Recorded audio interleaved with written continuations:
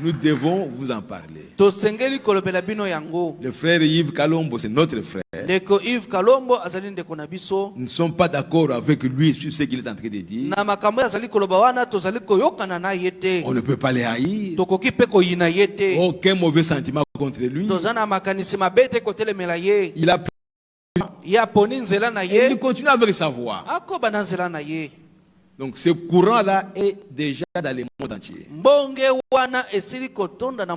Pour montrer que Frère Branham n'est pas le messager qui devait venir. Il n'y a pas un autre messager. Il n'y a pas un prédicateur que nous pouvons croire. Même le frère Yves Kalombo. Nous allons croire en lui comment? Sur base de quoi? Qu'est-ce qu'il est? Nous sommes tous des prédicateurs. Pendant qu'il parle, il cite Frère Branham. Frère Branham a dit ici, pourquoi vous vous référez à Branham? Laissez tomber Branham, commencez avec votre propre message.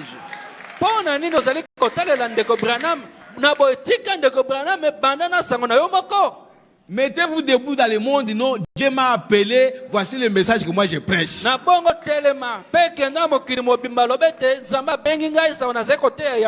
Laissez-nous tranquilles avec Branham.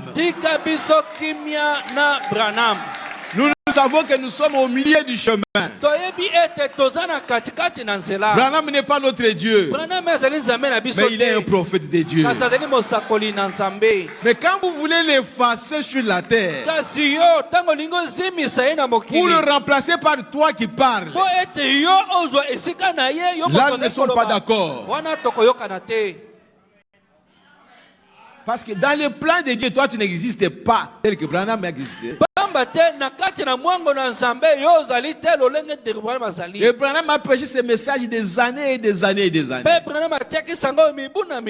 Dieu a confirmé ce message. La science a confirmé ce message. Mais vous, qui êtes-vous pour venir détourner les enfants de Dieu de ce message? Frère, on peut trouver des erreurs dans ce que Frère Branham a dit, selon notre intelligence.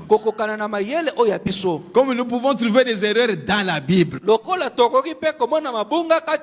Jésus dit que si vous ne mangez pas ma chair, si vous ne buvez pas mon sang, vous n'avez pas la vie. Mais quand nous regardons dans la Bible, c'est interdit à un homme de manger la chair d'un homme. Si vous étiez à ce temps-là, mais Jésus serait un faux prophète,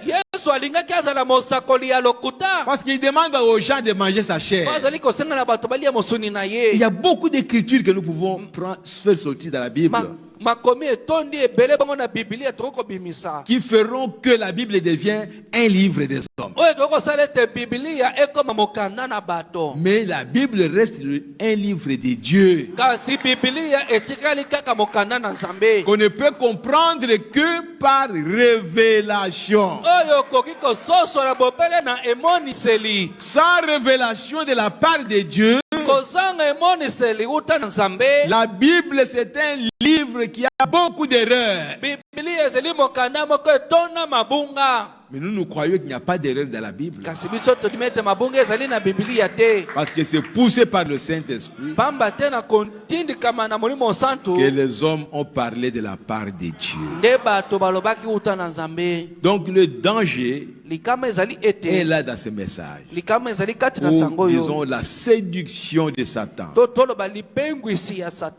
Frère, croyez au message. Croyez à ce que Dieu a dit à travers Frère Branham. Le diable voit vraiment que si vous tenez à ce que Frère Branham a dit, il ne peut pas vous avoir. Il peut vous déplacer un peu, comme il l'a fait avec Ève dans le jardin d'Éden. Alors il a eu Ève. Aujourd'hui il revient encore. Mais quand Frère Branham était là, où le diable était où? Pour montrer qu'il était un faux prophète. Aujourd'hui qu'il est parti, le diable vient derrière pour montrer qu'il était un faux prophète. Ne croyez pas au mensonge du diable. Votre père vous a dit la vérité. Il a utilisé un homme. Et à partir de ce que Dieu a dit à travers cet homme, nous croyons à ça. C'est comme au temps des apôtres. Dieu a envoyé les prophètes. Il a envoyé Paul. Paul a dit, regardez comment j'ai eu les révélations de la part du Seigneur Jésus. Alors frère Yves a dit, quand on parle de tonnerre, ne croyez même pas ça, oubliez ça, oubliez. Est-ce que les tonnerres ne sont pas dans la Bible? Nous allons oublier ça comment? Si nous oublions ça, c'est que nous renions la Bible. Et celui qui a parlé de tonnerre, ce n'est pas Frère Branham. C'est Jean qui a parlé de tonnerre. Mes frères, quelle séduction. Donc, mes bien-aimés ont changé de vision.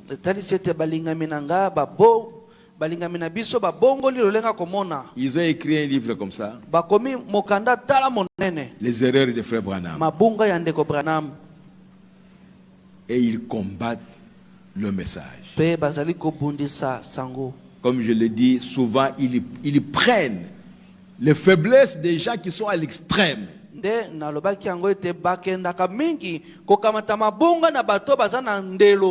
Voici comment les branhamistes parlent. Les branhamistes adorent Branham.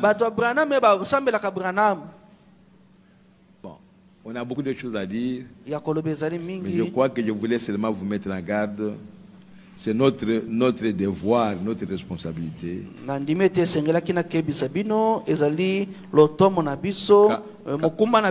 Quand on voit un insecte qui vient, on vous dit faites attention. Celui qui a détruit le premier message, il est déjà là pour détruire encore le message.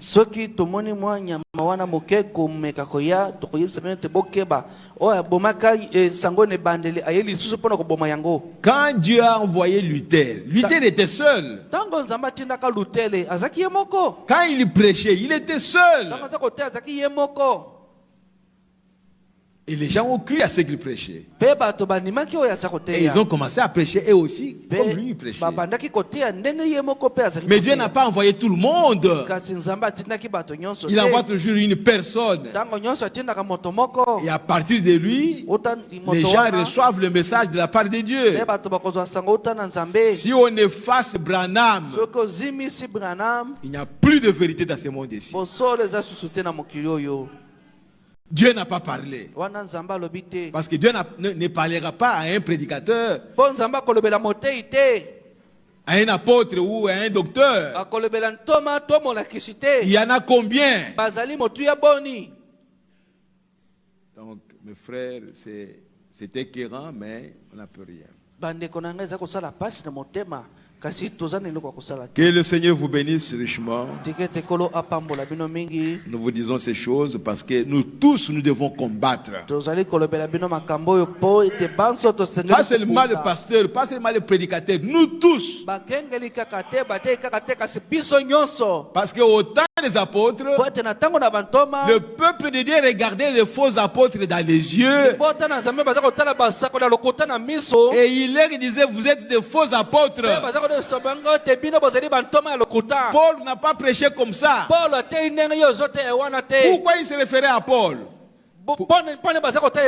Et nous aussi aujourd'hui, nous allons vous regarder. Vous allez vous dire que vous êtes des faux apôtres. Parce que Branham n'a pas prêché comme ça.